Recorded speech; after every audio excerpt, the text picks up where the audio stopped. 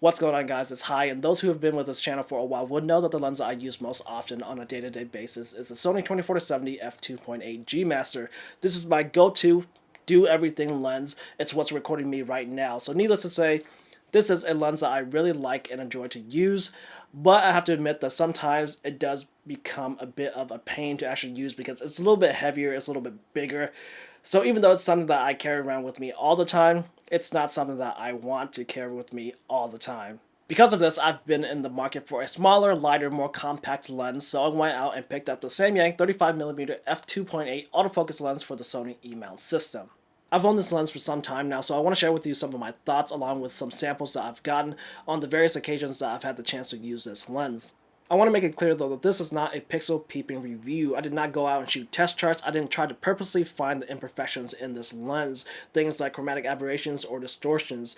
I just went out and shot the lens how I normally would, and if I feel that something came up worth noting, I'll definitely point it out and tell you guys about it.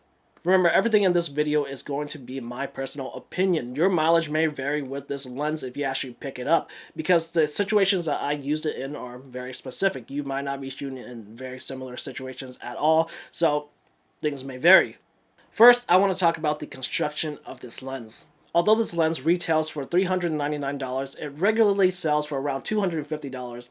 And just based on that price alone, you should really not be expecting amazing build quality or really premium materials. This lens is made out of plastic, and there is really no questioning it. To be honest, the first time that I picked it up, I said to myself, man, this lens feels like crap. And it's not like one of those things where the manufacturer finished this thing off in a way that it feels kind of cold and metallic. No, this thing is plastic through and through, no question about it. But again, I have to remind you that this is a lens that regularly sells for $250. So with that in mind, I don't know if I can really complain about the build quality or the way that it feels and handles in the hand. It is what it is. It's 250 bucks. Can't really complain about it.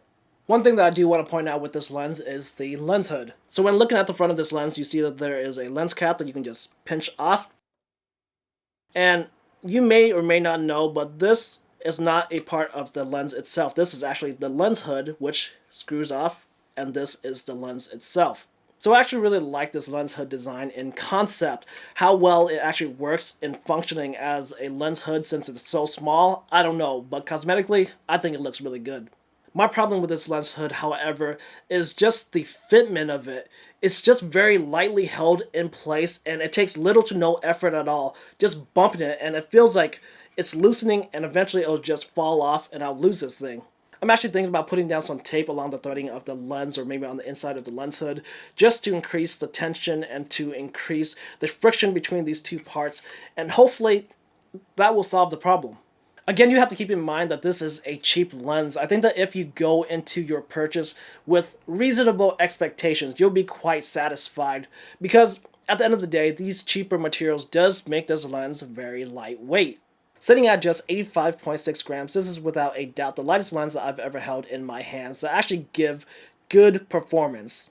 When this lens is mounted onto a camera body, it's like it's not even there, and that was exactly what I was looking for. A small, compact, and lightweight lens, and when you think of it that way, it's a complete winner.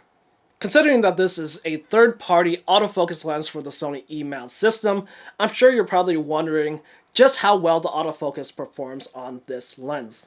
Again, I didn't do any scientific tests, so what I'm about to say is strictly an opinion.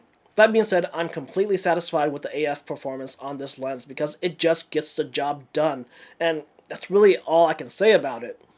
I personally feel that the autofocus is fast enough when bouncing from one subject to the other in both photo and video mode, and there haven't been any situations that come to mind where I can really complain about the autofocus performance. It just works. One thing that I do want to bring up about the autofocus on this lens is the noise that it makes in very specific situations. When you use this lens in AFS or single autofocus, and you have your aperture setting at anything other than wide open, anything other than f2.8, you may notice a noise coming from the lens itself when you actually activate autofocus.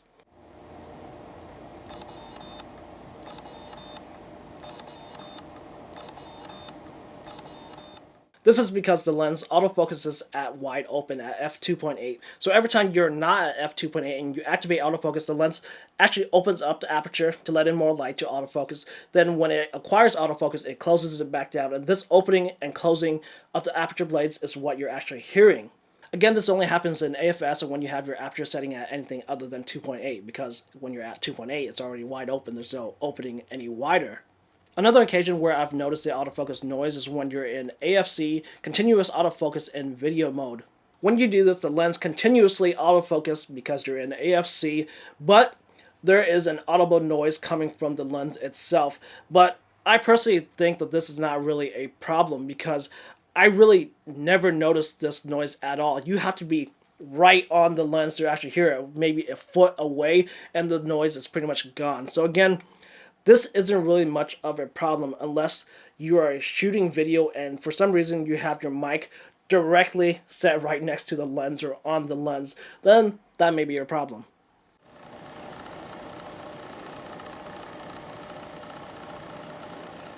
Finally, let's take a look at some of the samples that I've been able to get with this lens. For this video, I'll only be able to show a few samples. If you're interested in seeing more, check out the link above in the cards or in the description below, where you'll be led to my website, and you'll be able to see much larger, higher resolution samples. In testing this lens, I took it to the Needle Lounge, a tattoo shop in Lakewood, Washington, to take some environmental portraitures of the artists at work. Again, I'm not much of a pixel peeper, but I will say that I did notice the sharpness of this lens, and I'm quite surprised at how well it performs in terms of sharpness. I can easily make out details in the artist's face and fine details like the individual lines of a tattoo. Take a look at this picture, for example. I can zoom in and easily make out the individual needles that make up the point of this tattoo machine. And to me, this is quite impressive considering the lens. When considering bokeh, I actually think what this lens produces is quite pleasant. For a 35mm f2.8 lens, you can actually get some pretty decent background blur, but this is not in comparison against any other lens. We are only looking at this lens independently, and I personally believe that the bokeh is quite nice considering the lens. I specifically wanted to talk about this shoot because one thing that I noticed with this lens during this shoot was the lens's issue with eye autofocus and the fact that it was non-existent. I could not get eye autofocus to work no matter how I situated the subject, whether they were looking straight at me or side to side. Nothing worked. So I spent the majority of this shoot actually manually focusing on the eye, and that seemed to work.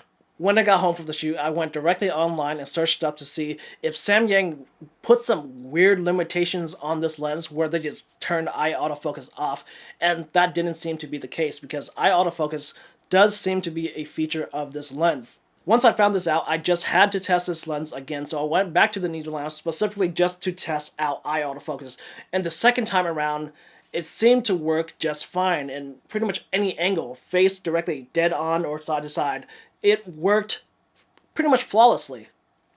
So does this lens have eye autofocus? And the answer is yes, it does. But from my personal experience, I just don't know what happened with that first shoot. It just didn't work. So I personally have my reservations about the eye autofocus of the Samyang lens.